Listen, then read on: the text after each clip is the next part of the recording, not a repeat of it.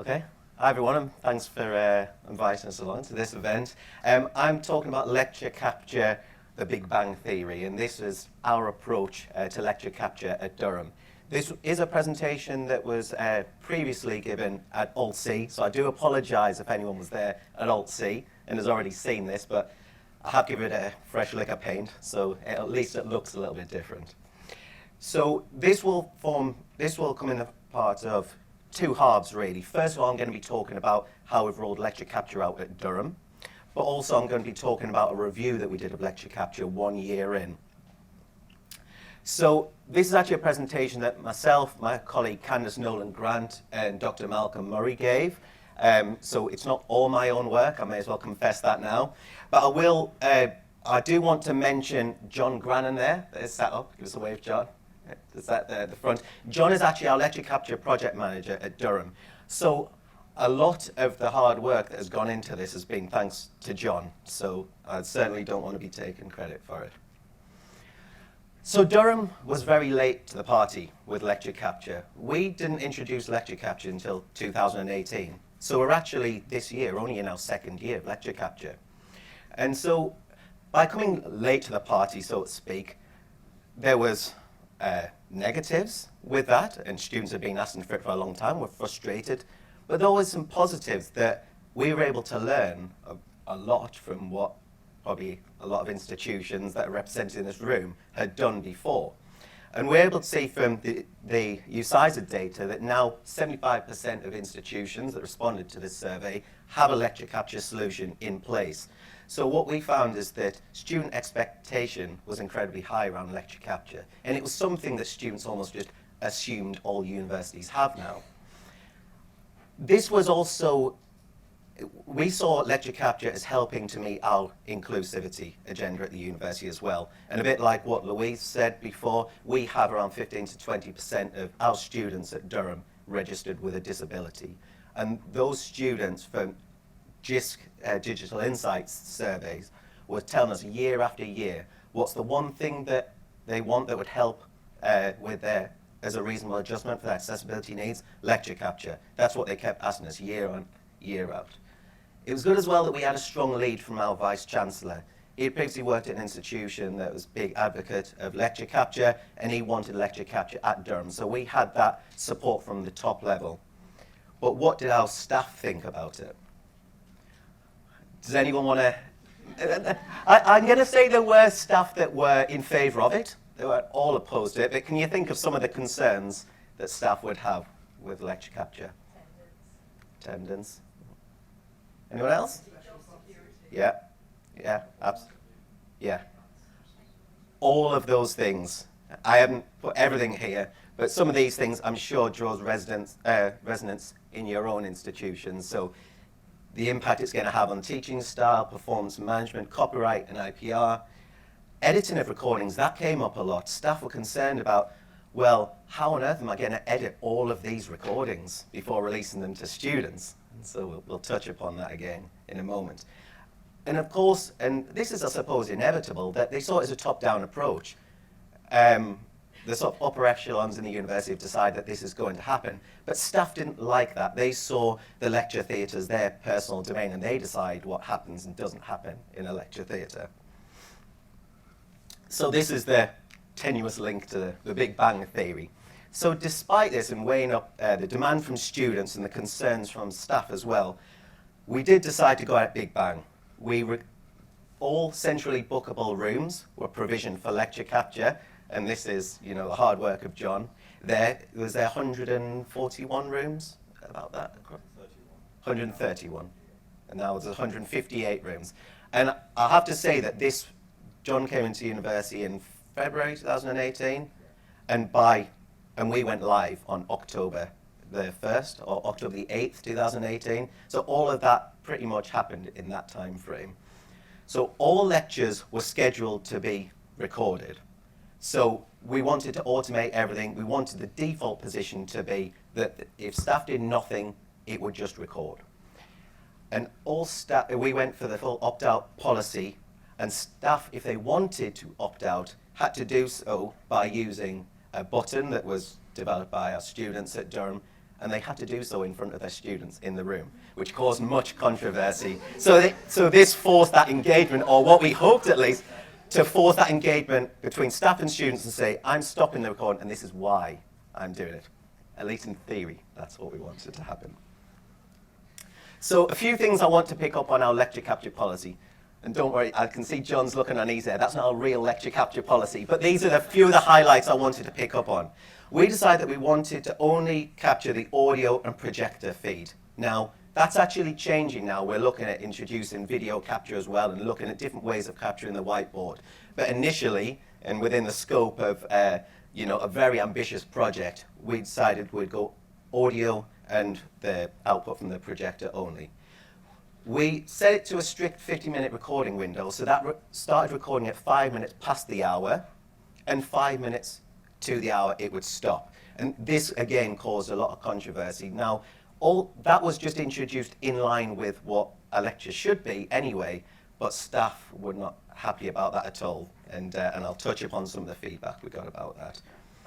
Staff, I've already mentioned this, they would opt out using our, what we call Encore indicator light, and we introduced a 2-day delayed release of recordings, and this was to address the staff concerns around the need to edit those recordings. So this is how we set the policy from the outset. But we did so, and this is, I guess, where we tried to bridge the gap between staff. We said we would review the policy 1 year in. So in order to review the policy, we set out about reviewing the system 1 year in. And we thought we'll look at how staff and students are using it and also get some feedback from staff through qualitative data as well. So we tapped into various different sources. We're Panopto's our lecture capture provider, so we had the Panopto usage data. We've run, I think I've already mentioned it, the JISC Digital Insights Survey. I always get that wrong every time. We've conducted that for the last 3 years, so if you don't know about that, you can run it locally at your institution, but you can then also benchmark your data against other institutions that have run the JISC Digital Insights Survey. We got ethical approval, and we're able to tie some of this to our student demographic data through our student record system. And we also ran things like focus groups. We allowed departments to do their own local studies if they wanted to feed into it. And we also had MEQ data. But really what I'm talking about here is those top 3 for the sake of what I can get through in the time frame available. So first of all, usage stats. In the first year, we had nearly 23,000 sessions scheduled for recording.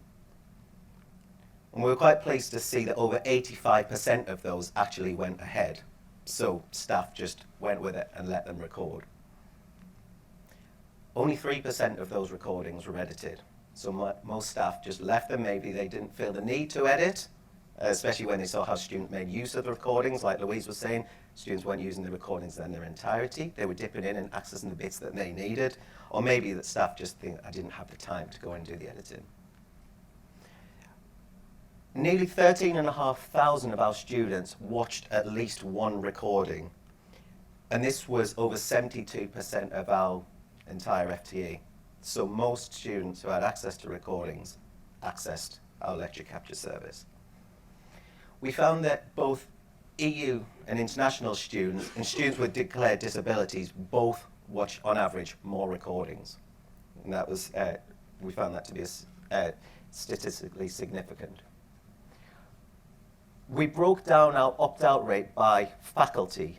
And looking at the faculties available on the screen there, do you want to take any guesses at where the lowest opt-out rate was? Yeah, sorry, and the highest? Yeah, it wasn't a trick question. You know, I wanted to add a little bit of interaction, so I can tick that box now. We asked students, again, this is through the JISC Digital Insights Tracker, we asked students, do you have access to lecture recordings when you need it? 62% of responding students said they did. And when we benchmarked that against the sector data, we found that it's significantly higher at Durham as opposed to other institutions, which was quite welcoming, given the fact that we're only 1 year in. And we asked staff the same question, but the ability to record lectures when they want it. And 78% of our staff said that they had access to lecture recording when they wanted it. And again, that was significantly higher than the sector average, that was 64%. It's quite a complicated graphic on screen, but I'll talk through it. We asked students to what extent do they agree with these statements. So this was asking how they make use of lecture recordings. So do they use it to revisit and clarify aspects they don't understand? Do they use it to fill in gaps in notes or revision aid, etc., etc.? Now, most students, as you'll see from the red section there, that's where they've said they often do that. So they often use it to revisit difficult concepts. They use it to fill in gaps in notes and as a revision aid. Students typically didn't say that they use it to access instead of attending lectures, but some staff may argue, well, they would say that, wouldn't they? We asked staff the same question about their students. We said, how do you think your students use lecture recordings? And I've left the graphic from the previous slide in the top corner there. How do you think that staff would answer this question? Do you think they have a good understanding of how their students are using recordings? Yeah. Well, the key takeaway here, as you'll see by the yellow section, is typically staff don't know how students are making use of lecture recordings. And I think that this is partly because we want staff to have that engagement with students and tell them how they want them to make use of their lecture recordings. But in reality, I don't think that is happening. Staff are just letting the recordings happen, but don't feel that there's any need to tell students how to make use of them.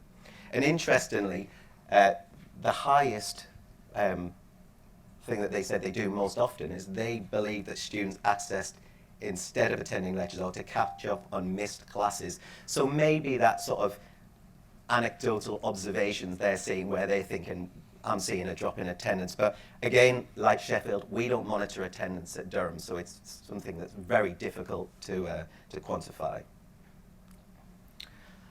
So student perceptions of lecture recordings. And this is, we found some positive correlations between the ratings of assistive technology support at Durham and use of lecture recordings.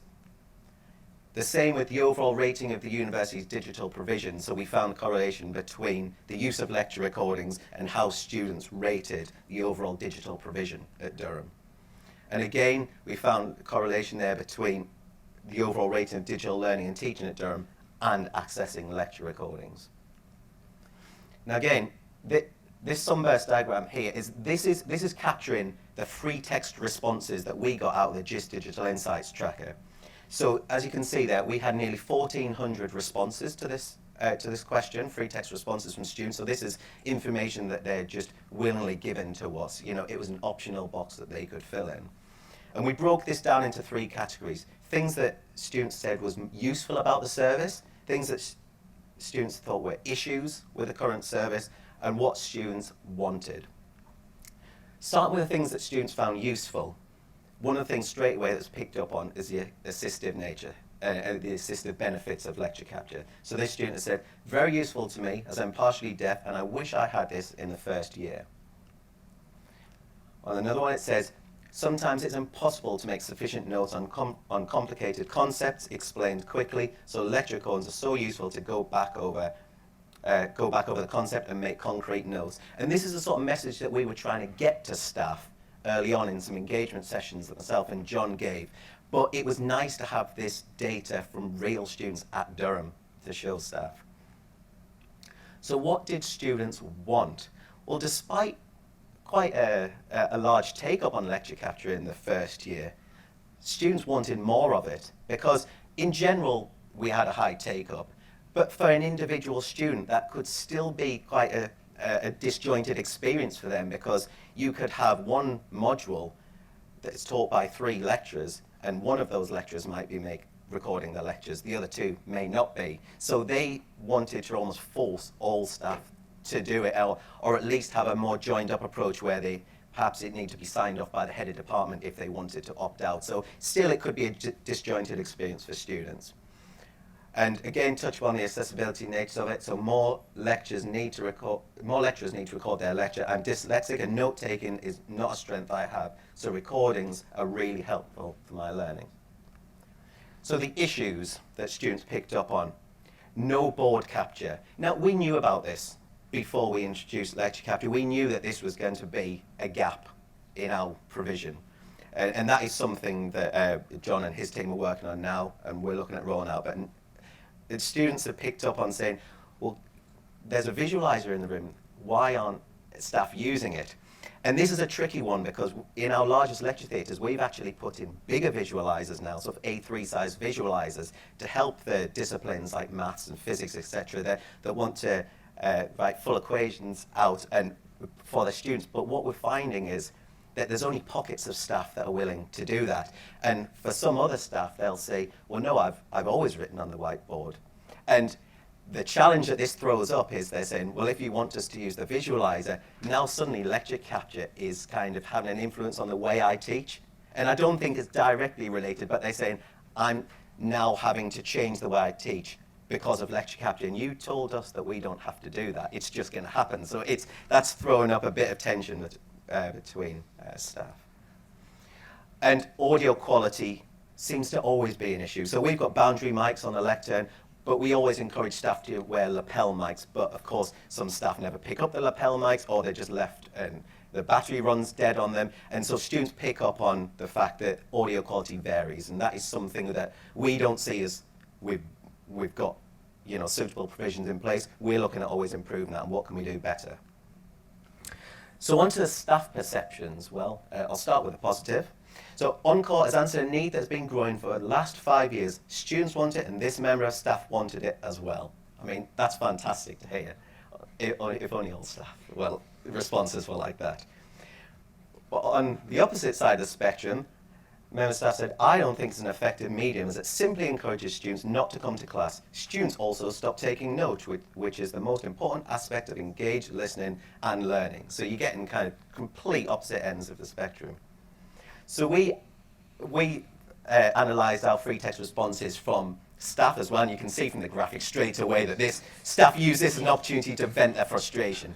Staff aren't willingly going to fill in a survey and tell you all the things that are brilliant about the university. They tend to respond to these sort of surveys when they have frustrations that they want to vent. But we'll start with a positive. So the things that staff found useful, is that it's been a triumph. You've achieved so much in a short space of time. There are bad habits that students adopt, but we need to change our practice to embrace this change. That's like music to my ears. Another member of staff said, great, it should have been made compulsory, or opt-out needs to be signed off by a head of department with a valid reason. What did staff want? Predominantly choice. On the opposite side, staff would say, you've gone for opt-out, and I want to make the decision of when I record and when I don't record. And of course they can do that by stopping the recording in front of their students, but staff want that flexibility, and we found that a lot of staff were saying, well, just leave it to us to decide what we want to record and what we don't want to record. But from speaking to other institutions before we rolled out lecture capture, you typically have the 20% of staff that are all for it, 20% of staff that are absolutely against it, and that 60% in the middle will just go with what the default position is or with what their colleagues are doing. So we felt if we had gone for opt-out from the outset, it would take us years to get to the stage of where we're at now. So it kind of helped justify our position. Still not full coverage, so that's nice to hear as well. And as I say, survey data was gathered back in April, May time of 2019, but I mean, there's a lot more coverage now than there was then. The issues. This is the interesting part. So what does staff say? Weaker students who are struggling to engage over-rely on it by assuming that they can listen to the recording instead of attend, but find it's a poor substitute for attendance. And I can empathize with that, and we know that, and that is not the message that we're trying to encourage the student, but this is what's being picked up, and it's being, obviously, this is touching upon the attendance issue that will just never go away. the 5 minute past start and 5 minutes to is stupid. If you lecture with passion, you can't wait to start and you run to the line. And we're saying, we understand that and we don't want to take the passion away from lecturing, but if you run over, then that has a knock-on effect of the next lecture that's coming into the room, and it prevents students from getting to the next lecture on time. So we're saying, we understand where you're coming from, but that's not going to change. So, this is doesn't fit with the style or content of the lecturing style. So it's fine, but the capture technology should fit with all styles rather than the lecturer having to change. Variety is important to keep students engaged if they have multiple back-to-back classes. So I can start to sort of wrap up here because I'm conscious that I've ran through an awful lot in a short space of time. But what did we find? What are our insights? We certainly felt that the decision to go opt-out from the outset has increased adoption. We definitely wouldn't have had the take-up rate if we had just gone opt-in from the outset and let staff make the decisions about, if they want to opt into the service or not. We can see that it's increasing student satisfaction around digital provision because we've been able to find those correlations there. But staff don't know how students are using recordings. And this is something that we're looking at now in sort of phase 2 of our lecture capture project. And the work that Louise has done with Emily Nordman, that's a guide that we're referencing. And that is superseding sort of a lot of the study guidance that we already had available before. That is being done so well that we think, let's not try and reinvent the wheel at Durham. Let's link out to a fantastic guide that's already being produced. And we've taken a note of the video as well. We've got the URL, so we're going to embed that on our site. And students aren't being told how to use the recordings either. And this is a really tricky point to address.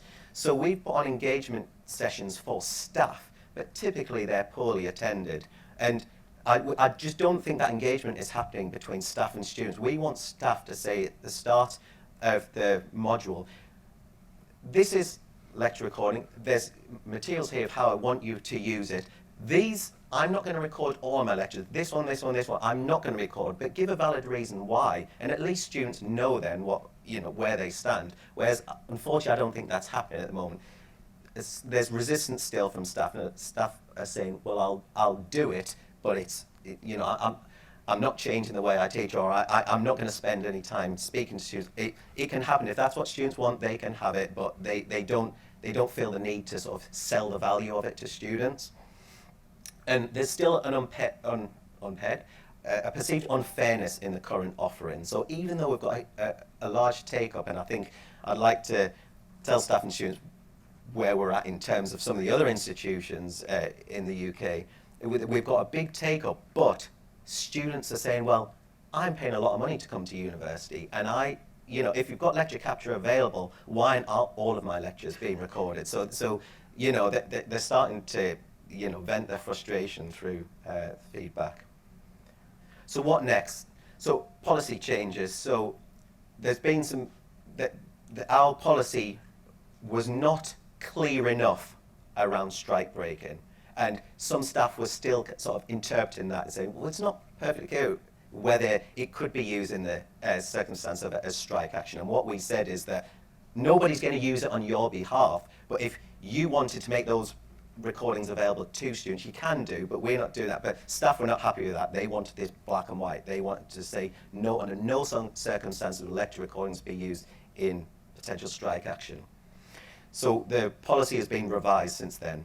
The turnaround time has been reduced to 1 day. There's a 1-day release to students now, because we're able to show the data and say, look, students aren't watching these recordings in their entirety, and staff are typically not editing them anyway. So why are we holding these recordings back for 2 days and preventing students from accessing these recordings sooner? I mean, there's an argument to say, why aren't we releasing them straight away? And maybe in a year or two's time, we'll be in that position. Phase 2 of lecture capture project, we're looking at whiteboard capture amongst various other things. So not just capturing, potentially capturing through a video footage of what's on screen, but we're also looking at things like using things like Microsoft Surface Hub to give staff larger areas to write on, and so they can still be facing their students, but they're capturing those materials as well, and they can share them with students afterwards. But we're just at an exploratory stage with that at the moment. And we're trying to develop more useful analytics. So this exercise is being done more as a one-off, but I'm starting to explore the sort of potential of things like Microsoft Power BI, so we can perhaps build out dashboards so staff can access these data sets for themselves upon request. And that is it. That is me. So am I on time? Fantastic. Thank you very much.